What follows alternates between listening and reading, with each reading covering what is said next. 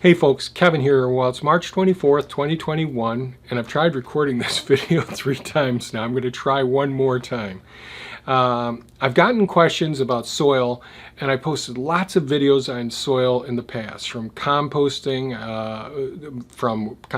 weeds, composting animal manures, talking about persistent herbicides in compost as we're doing composting and all, and talked about composting animal feces, all those sorts of things, ways that we do to create soils. And there are some videos that I posted, and I'll put a link to these 2 videos in the upper right hand corner.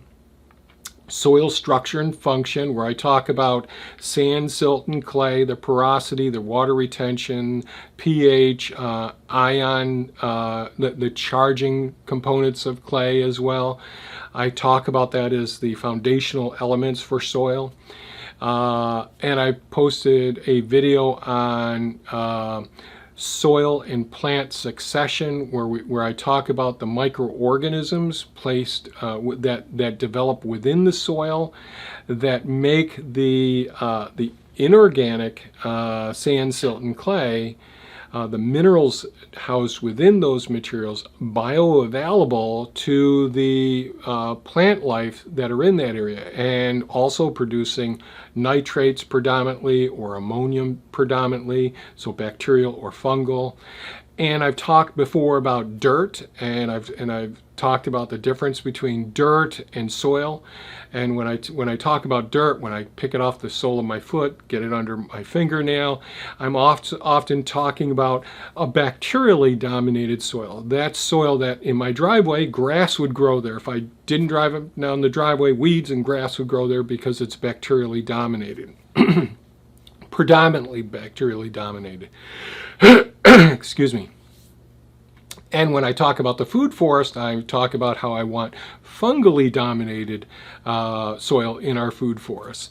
So we're always mulching the food forest, always chopping and dropping, coppicing, pollarding, taking wood chips and bring them into the area, bringing leaf mulch into the area. We want to have ammonium producing fungal organisms and microorganisms. And that video about the plant and soil succession video, I try to convey the transition as we go from a bacterially dominated, nitrate producing predominantly soil to the ammonium producing fungally dominated soil, and all of the different microorganisms that we can't see without a microscope, the microscopic nematodes, the protozoa, the microarthropods, and so on, talking about them and their roles in helping to create the nutrients and bioavailability of the minerals that the plants need. Now, I know many people talk about adding minerals to the soil and all that. If you have the right microorganisms within the soil, and I'm talking about soils now, then those all of those minerals are bioavailable, meaning that the plants can take them up. Okay.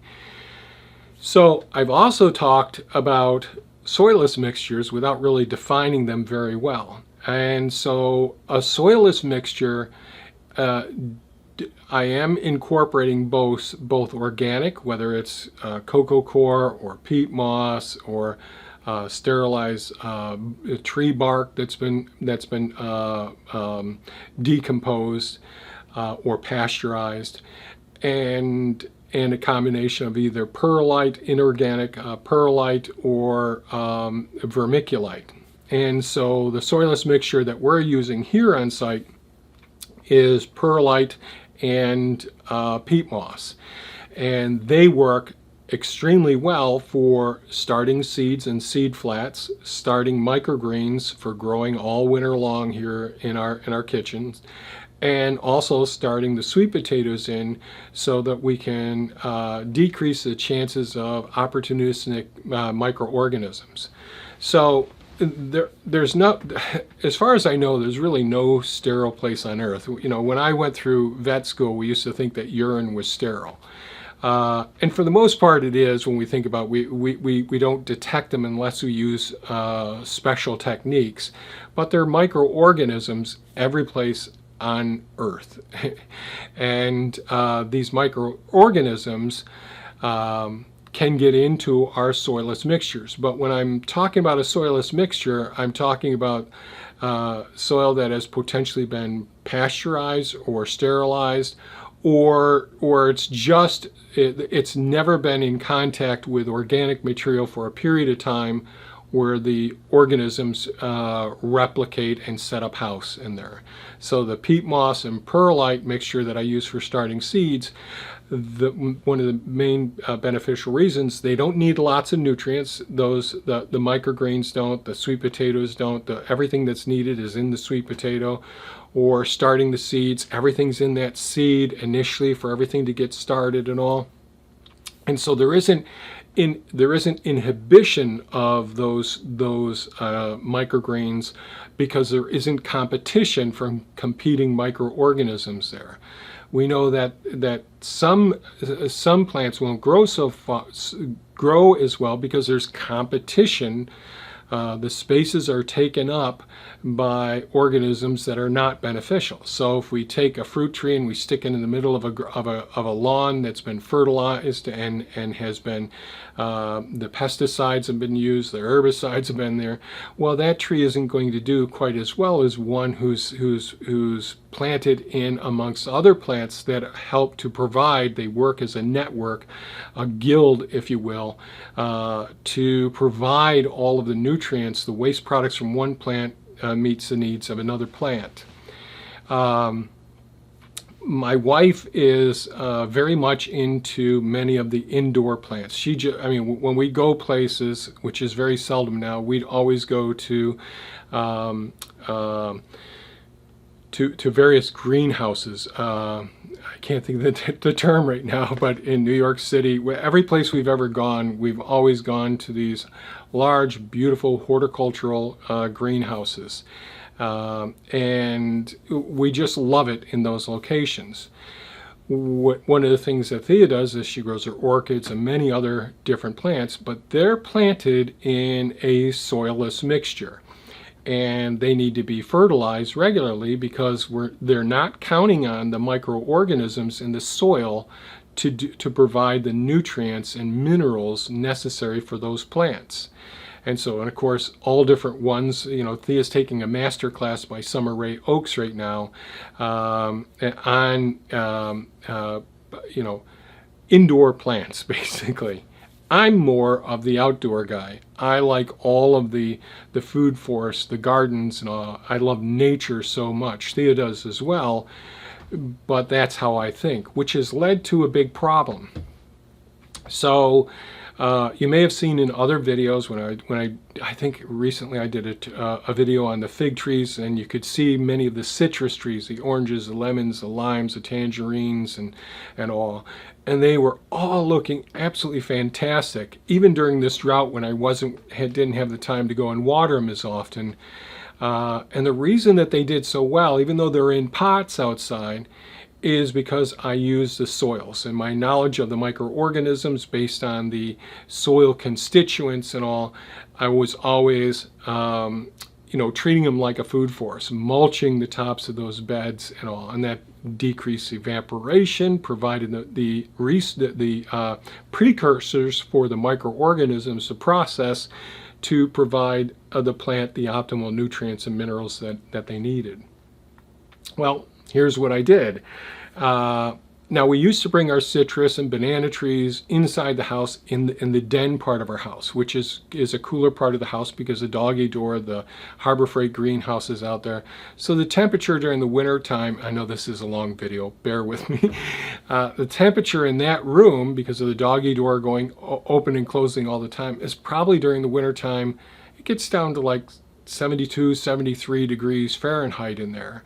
And it probably gets up to maybe 78 degrees Fahrenheit at the highest point. In our living room, and that's where we used to keep the bananas and citrus trees, in the past. Now this winter we decided I needed to do lots of measurements because I'm redesigning our kitchen so that the kitchen's going to take up what used to be another bedroom or my office later on, and now where the reef aquarium is and where the den is. So that whole area is going to be a huge kitchen in the future. And so that's a great question. So why did I decide to move them into the living room? Because I needed to do all those measurements. I brought them into the living room, which has some artificial lighting, some fluorescent lighting that I put up for the citrus trees.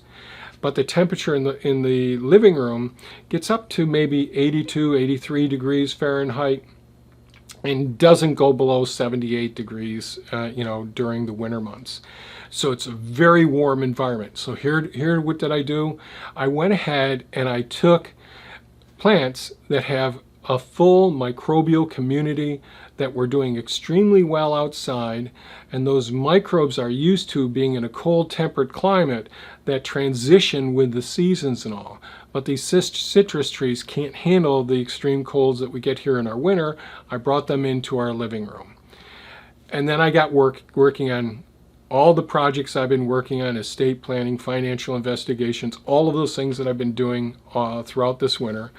And I didn't pay as close attention to the citrus trees as I should have. So the first thing we noticed was they got spider mites. See, I noticed that right off the bat. So we used a soapy solution to go ahead and treat them. And I thought, okay, this will be okay and all.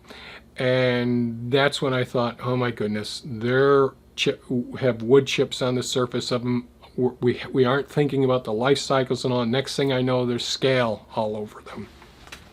Now we're in the dead of winter. It's 5 degrees below outside. The days that I decided, oh my goodness, these trees are completely coated now with scale. I mean loaded.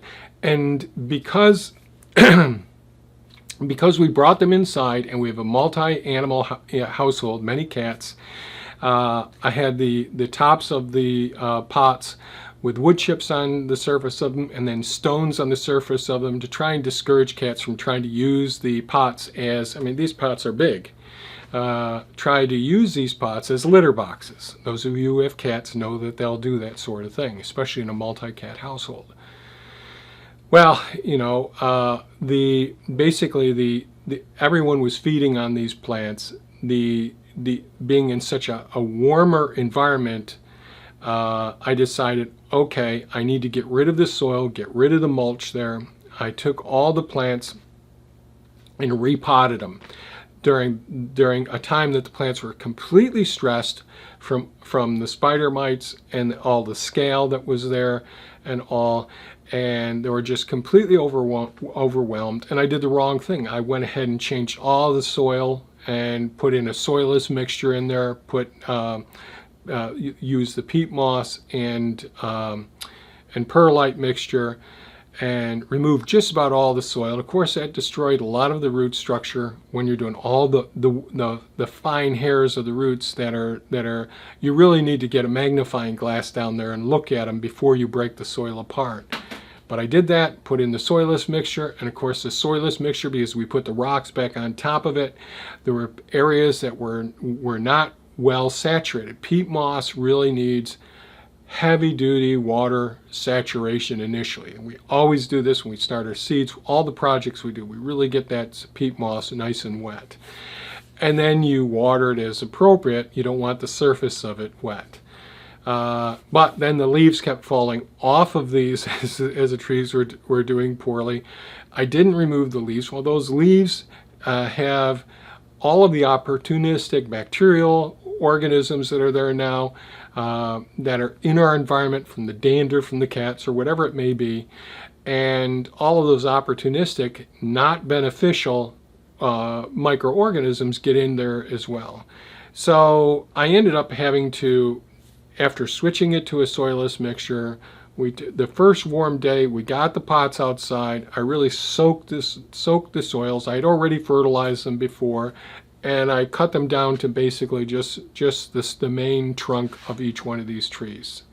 So what did I do wrong? I brought them into an environment that was so warm that these we'll call them pathogens, the spider mites, the scale. Their cycles of life are optimized in that really super warm environment. Everything happens to their benefit. So their cycle for producing their offspring is enhanced tremendously. We had leaf droppings going down and feeding and providing more of the non-beneficial nutrients. Remember, indoor plants you don't want to treat like outdoor plants. And I had the right soil for keeping the plants outside and having the appropriate cycles of temperature and humidity and all, but I did not have that for indoor plants. We created a false environment inside here. So that's, I'm always learning through all of the things that I do. And I really thought, I had so many beautiful fruit all over these, the lemons and all. I was really looking forward to that this winter. And of course, because I wasn't doing my daily observations like a good permaculturist does, or every few days going out and closely looking and observing and looking for changes, I could see the things. I walk by the plants every day, but I didn't go ahead and really stop and think thoroughly about what I was doing, and ignored basic principles. So soilless mixtures and feeding them with nutrients and all sort of goes against my grain, because I'm an outdoor thinker. I'm a food forest, a garden person, always looking for the microorganisms to do the work for us. Whereas the indoor plants, we do the work for the plants that are there. I feed the soil, the microorganisms in the soil, and the soil feeds the plants outside. Indoor, we really want more of a soilless mixture. Now again, there are beneficial microorganisms that do develop within the soil, within those pots over time, but by starting off with something that's relatively devoid of microorganisms, it's really beneficial. So this ended up being, all right, more of a tell-all of some of the screw-ups that I did this year, but also with an attempt to share with you some basic elements of a couple of videos I did before on soil structure and function, the succession of soil and plants as we go from a bacterially dominated soil to a fungally dominated soil. And as we're driving along and we look at places, we can basically tell what sort of, not just whether the area is low and there's water gathering there, we can tell a lot about the microbial communities based on the forest area or the lawn area, whatever it may be that we go about. So this ended up being a much longer video than I had hoped for it to be. I hope you found it of value. If you did, please give us a thumbs up. That helps to get these videos out and for people to share as well. And if you have any comments or questions, please leave them below. I know I'm really behind as far as responding to comments and questions. I'm a terrible YouTuber. I apologize for that. So you folks take good care of yourselves, stay healthy, and spring is happening all around us right now. Spend some time outside and think about your goals and aspirations, what you want to do with your gardens or your food forest. Take care, folks. Stay safe. Bye-bye now.